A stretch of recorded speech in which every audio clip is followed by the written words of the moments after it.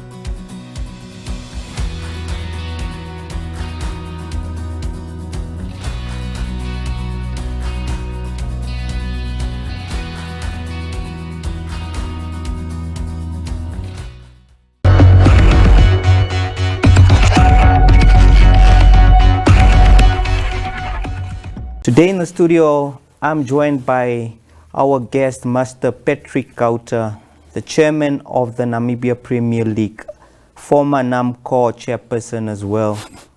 He is quite a man who doesn't need an introduction. Master Kauta, welcome to the show. Thank you for welcoming me and your audience.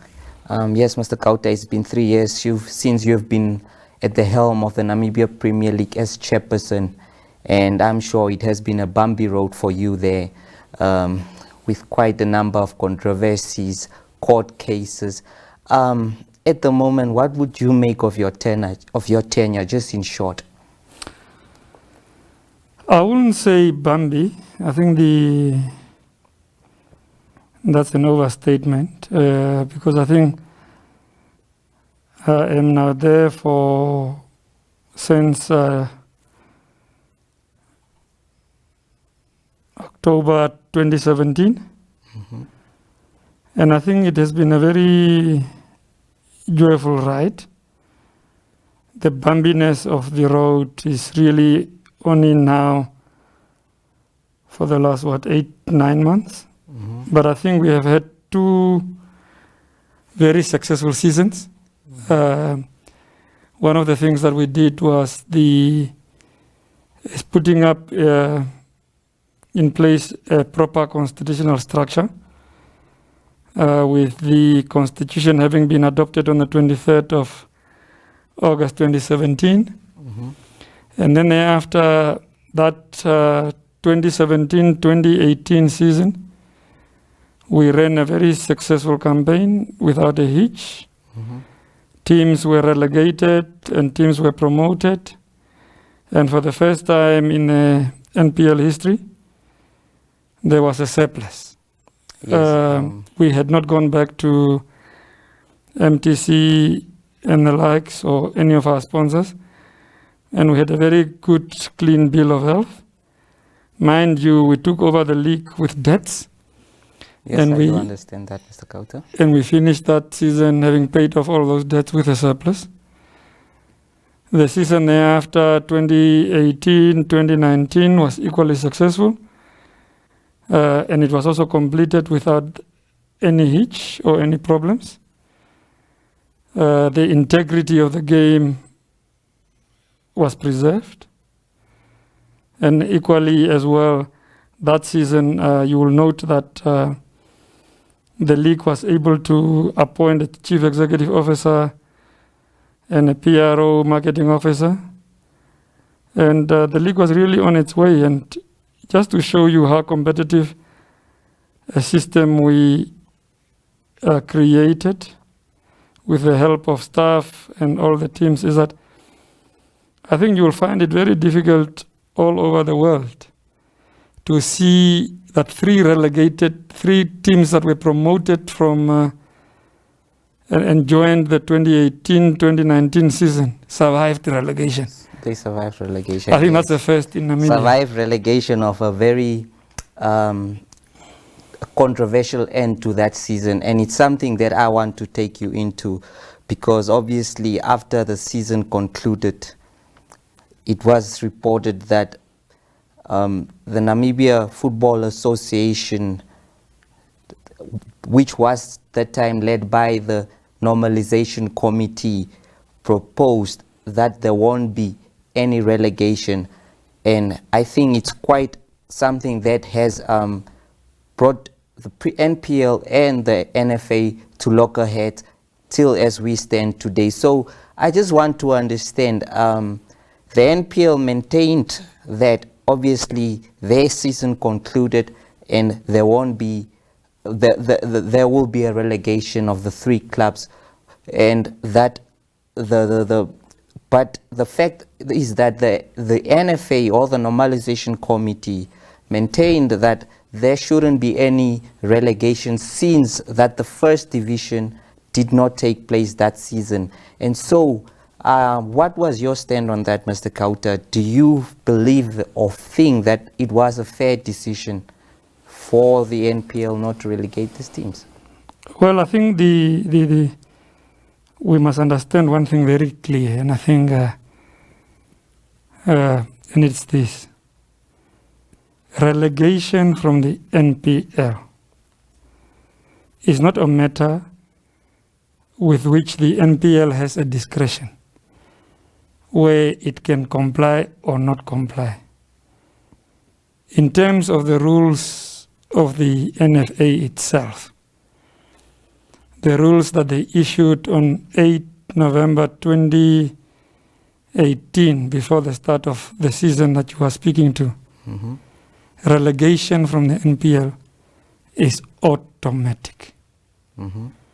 Now, when something is automatic, it happens right at the end of the event itself.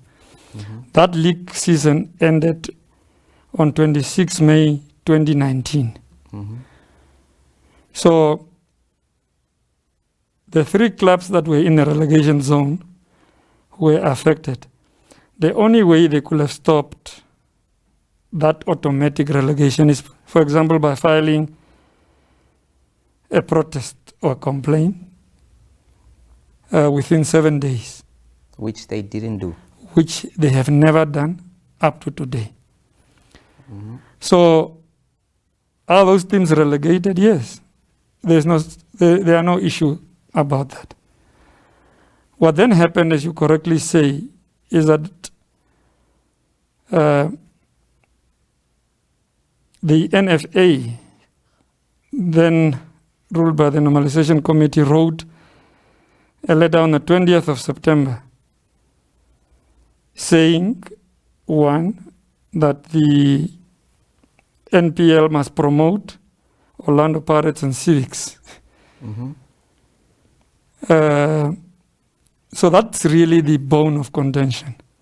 And that, as I understand that letter, the 16th position on the league will be determined by an outcome of a disciplinary hearing, or of an appeal hearing,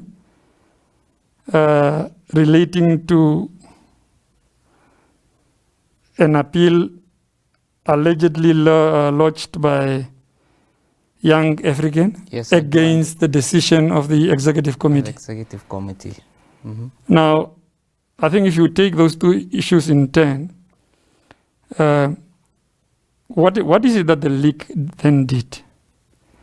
And luckily, the decision relating to whether you admit a club that comes from the first division or on promotion lies not with the executive of the Namibia Premier League, but it lies with the Congress. So that issue served before Congress. And if you Which look, Congress is this? Is this the now Congress of the NPL. NPL Congress? Yes, and if you look at what Congress then resolved, was that the current constitution of the NPL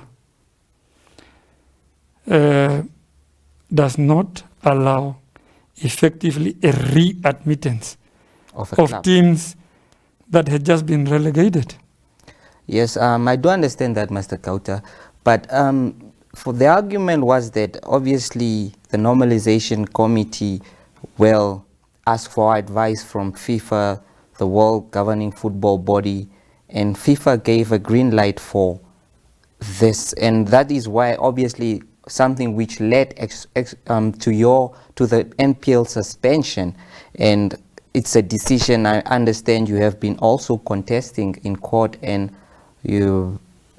which has not been successful yet. So if FIFA says you should not relegate clubs, and as we know FIFA is the world governing body, do you perhaps feel that the NPL has any powers to disobey this decision?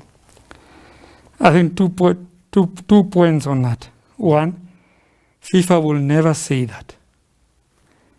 FIFA, as a rule in their statutes, do not meddle in affairs of a member's member, in this case the NPL.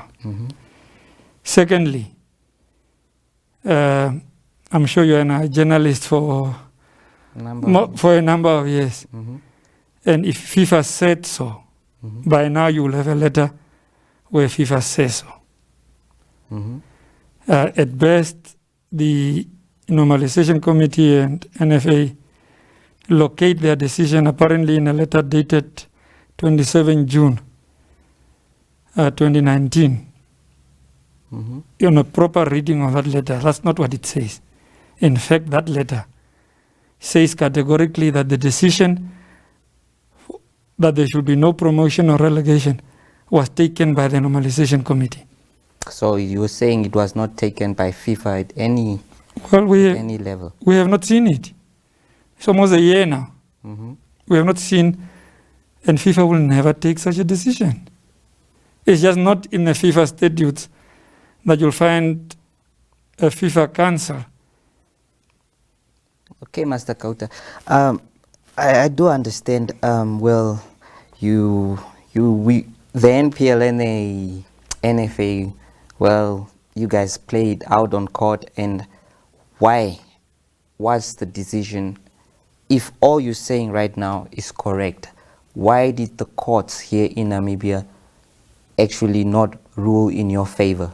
If your decision as the NPL to refuse the relegation and to comply was correct, why did the courts here in Namibia refuse? That's a fair question. The courts in Namibia, as we sit today, and I've read this from a number of journalists who report very falsely on this issue. This issue of the Premier League and the NFA has never been ruled by a court in this country or anywhere in the world on its merits. So what you are asking me is my view on the merits. Yes. What the courts have done here categorically is to say that they have no power to rule on that issue until we exhaust or tell the court why they should assume power by going to CAS first. And that's basically where we are. That's something actually that I also had a question that I had in mind, that why didn't the NPL approach CAS before they could go to courts, to ordinary courts here in Namibia?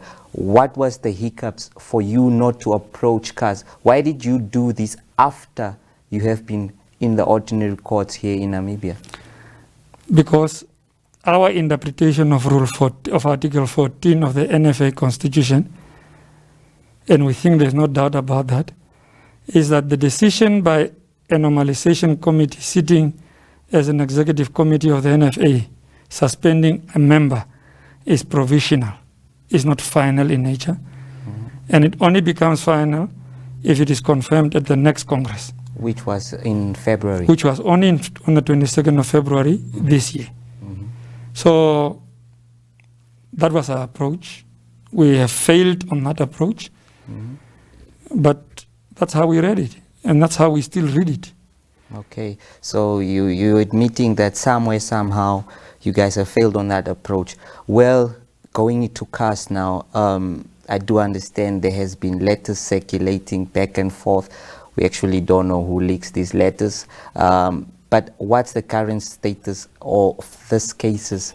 I do understand one is about the suspension and another one is about the position or the elections of the current NFA president. So could you just take me through, because I understand somewhere, somehow we did read letters saying that probably it was late for you to submit, or the number of days, but I just want to hear it clearly from you as the person that submitted this. Well, I think there are two cases, but I think to avoid confusion, I will only speak about the one case, the NPL case, where it is currently. The NPL case is currently at a position where we will await further proceedings from CAS, how to proceed in view of the NFA decision of 23 April that they will not pay the share of the administrative cost. So that, of course, has affect further conduct of the proceedings. So I think that's where we are in a nutshell. That's where you are currently. That's where we are in a nutshell. But the whole documentation relating to what the case is about, the NPL case, is, you are correctly putting it, it actually involves both aspects. The NPL case will speak to the issues that you are raising relating to promotion and relegation. It will speak to the suspension, and it will speak to the Congress of the NFA itself. The other case that you were mentioning is the case that preceded that. But if you look at the matter sequentially, you will notice that that deals with candidature more than any of the issues that you're speaking to. Okay. Going to CAS, we know it's a costly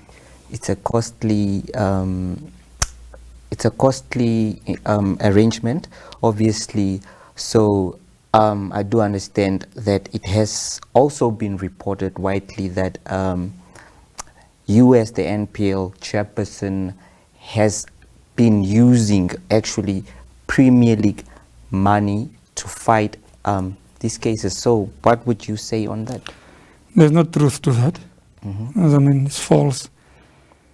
Had I done that with all these media leakages and the likes, it would have been by now a matter of public record. There's no truth to that. And as proof of the fact that there's no proof to that is this. You'll notice that the NPL just this week applied to CAS for legal aid.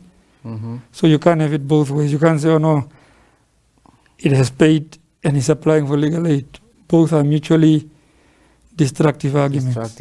Okay. Well, I do understand. So basically, Master Kauta, as a man with a strong legal background, do you believe that you do stand a chance of actually getting what you actually want from these cases? I mean, like, is there any glimmer of hope? Well, as I said previously, these cases have never been heard on their merits. Never. So whenever this case is heard on its merits, you will know that the NPL position is not only a principled position, it is actually supported by various judgments. Okay, I do understand that, Mr. Kauta. But in terms of football in general, we do have these cases. I mean, it has been probably over a year since we have seen any action from the Namibia Premier League players. Players are actually suffering in that regard, that the fact that there is no football, some have lost their livelihoods, obviously salaries, and also that there was an announcement recently that the NFA will not actually cater for players that are not registered with the national team in terms of the relief, FIFA relief fund that will come through. So, Mr. Kauta, it's just a question that I have in my mind that don't you think that the suffering has been enough for the players, and it's time we actually start concentrating more on what the players feel and more of their sufferings than what the NFA leadership or the NPL leadership has to do with all this? I think it's a fair comment. It's a fair comment. But I think, and I agree with you that ultimately it's about the interest, not only of players, but all stakeholders. All stakeholders involved. Involved with respect to the how the game should go forward. But I think as human beings, we have a tendency of always trying to put the cart before the horse. This debate and the problems are not coming to Namibian football for the first time. If you go back to 2015, we had a similar issue relating to the fact that the NPL was not properly structured, it had no proper documents and the likes, if you remember. And we went the season without playing. And we then addressed that. But it appears to me one of the issues, and this appears to be to cut across both as football stakeholders. One of the issues that we have never addressed in this country that has come back to haunt us, whether the NPL is correct or whether the NFA is correct, is the issue that since 2010, issues of promotion and relegation have consistently been used to destabilize only one member in this country, and that's the NPL. So how do we put an end to this? Or is the debate rather that we must turn a blind eye to this, even though this will happen again, unless we find a lasting solution to it? And you believe the lasting solution would be going to court and solving this matter legally? I'm not saying that's the only lasting solution. Another lasting solution is to find settlement on it. And it's not that the NPL has never done that. I think the ministry has called us. Yes, I mean, it's something that I actually was moving towards. Okay, so it's not that the NPL has a be-all end approach. There is a court process. We are prepared to speak about it as well, as long as it doesn't compromise the principle. So what you're saying is that I do understand you had meetings with the NFA, and obviously which was mediated by the Ministry of Sport. So basically, how did those meetings go? Because obviously when I saw that you guys had meetings, I was actually quite happy and surprised, and obviously thought that there would be a positive outcome to this.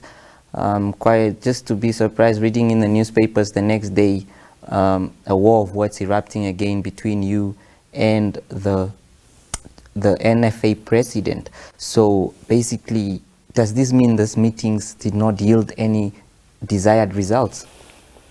Well, it depends from which coin you are looking at. You see, because you were just now you were putting it as if the NPL is unbending in its approach. And what I cannot speak for the NFA, and nor can I speak for Mr. Haikali. What I can speak to is the fact that when we met the ministry, the NPL was able to move to a middle ground to solve this issue on a principle basis forever. So we moved that. Did the NFA move? No. Why they didn't move? I don't know. So basically, there has been so it's quite an interesting thing, you know. The most interesting times in our football, there's so many terminologies used, so many aspects there to look at. But obviously, for any local fan that's sitting there at home, just wondering this whole NPL NFA situation, and it's quite the reason why we bring people with your expertise and at the helm of the NPL, just to say some of to straighten out some of this stuff. And obviously we do know that well, there's always the right or wrong. So, but obviously let's come back to the fact of the NPL, its survival at the moment. We do understand that MTC obviously resolved to pulling out at the end of the 2019-20 season, I understand. So at this moment, how is the NPL surviving? Well, I think you are putting it as if MTC had a lifelong sponsorship with the league. That's far from the truth. MTC had a 3-year deal with the league. Of course, with a right to renew. So what they have exercised is their right. I mean, I think on 5 December 2019, they exercised the right that they weren't going to renew the contract. So I think, and it's good that you are raising that sort of an issue. And those are the sort of debates that we should have. How are you going to ensure that you have a league that is financially sustainable in circumstances where its integrity and its competitiveness is affected by a third force? So who is the third force? No, a third force. I mean, if you take it or by something that has nothing to do with what the league does. From all your questions now, you'll notice a singular trend is that you cannot pinpoint to anything that the NPL has done apart from following set rules. So the NFA sets a rule, the NPL follows that rule, and then it's turned around and said, no, we no longer want you to follow that rule, otherwise we're suspending you. What kind of business is that? Yeah, no, Mr. Kauta, that's actually not also in my capacity to pinpoint who has done wrong and who has done right. No, I understand that. Yeah, but I'm just trying to tell you, I'm telling you from the point of, you have to build an organization that has integrity, number one, that's governed on principles, so that when you are taking sponsorship money, the organization itself is able to rise and become self-sustaining. So how does an organization that's reliant wholly on sponsorship do that when it cannot function? That's just basically the point I'm making. Yes. So that point remains there, whether the sponsorship is MTC or somebody else. So meaning that it's something that you have been, this is what you have been actually fighting for in terms of organizational wise, in order for it to be heading straight and not absolutely. Absolutely. And until you see, we tend to forget that the NPL is the only member of the NFA with the national footprint in this whole country. National footprint because its member clubs, you'll see, are based at various places across. It's not a regional league. It has teams in Windhoek, Commerce and the likes, Karas and the likes. That needs to be supported and not destroyed.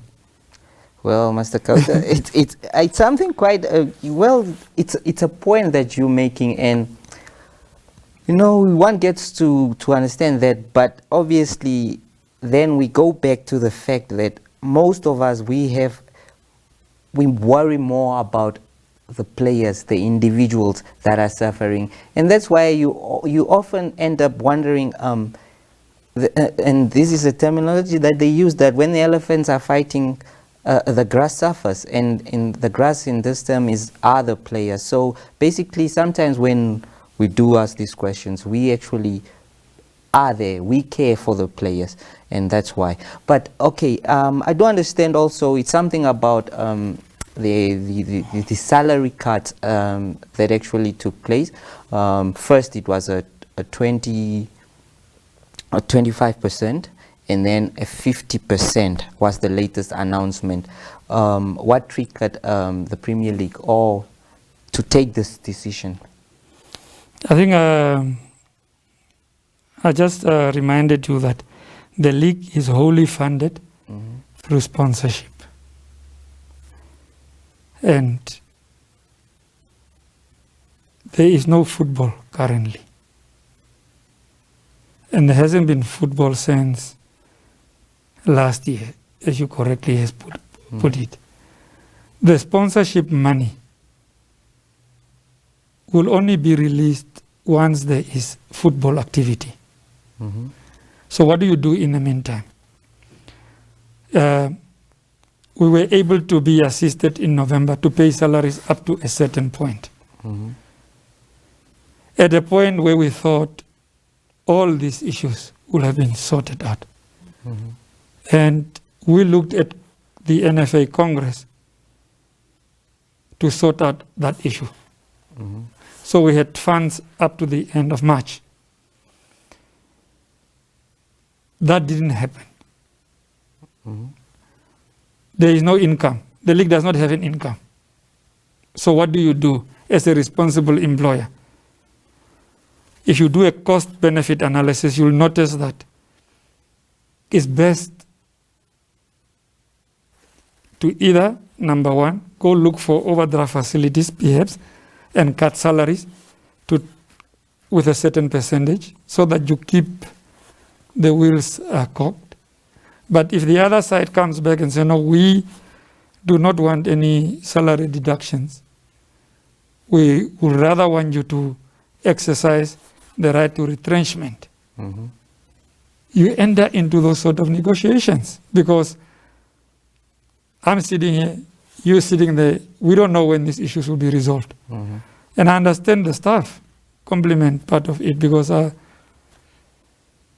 retrenchment, there's a clear formula, but there's no money to pay them. What do you do? And I think that is what informs the decision. So, so are you saying that a possibility of retrenchments from staff of the NPL looms? Of course. So I mean, it's what alternatives are there? You have salary cuts, and in terms of the current regulation, salary cuts must be agreed to between both parties. It's not something that you can enforce. It's not something you can. Well, it's quite a serious situation. Of course. Yes. So, is there in anyhow has COVID-19 affected the NPL in any way during let's say this period? Actually, does it complement, or does it any way affect the decision of retrenchments or stuff like that, or is it just the fact? No, I think it will be. It will be rich to argue, because remember that when COVID-19 happens, the league had not kicked, had not started.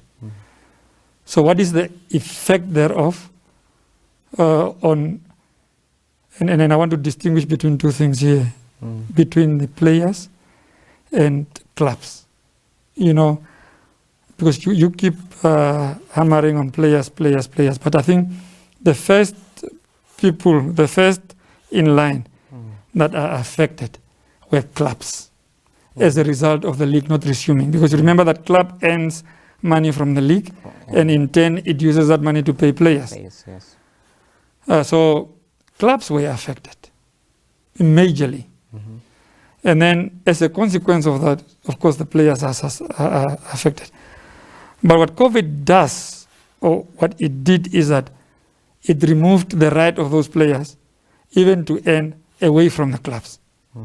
So, I mean, in a sense that, I mean, of course, they can't even play bush football, for example. For example, yes. Yes.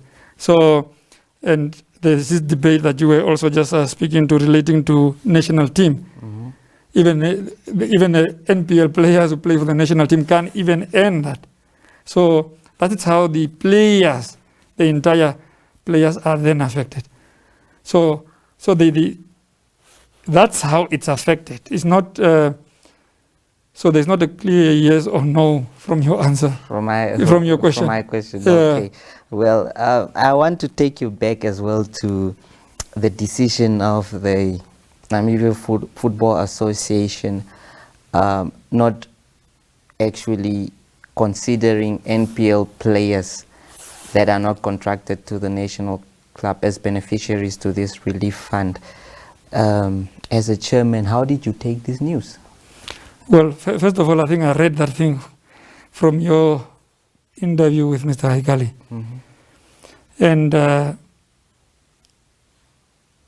And I took it in context, that it is nothing else but Mr. Haikali's opinion. Because if you go back to a letter that he wrote on 11 April, he said that the executive committee of the NFA had not met. So it is nothing else but his opinion, and I cannot really comment on somebody's opinion. I do not even know whether it's an NFA executive decision. Okay, Mr. Kauta, thank you very much for having joined us in the studio today. From the public, thank you and good evening. Thank you.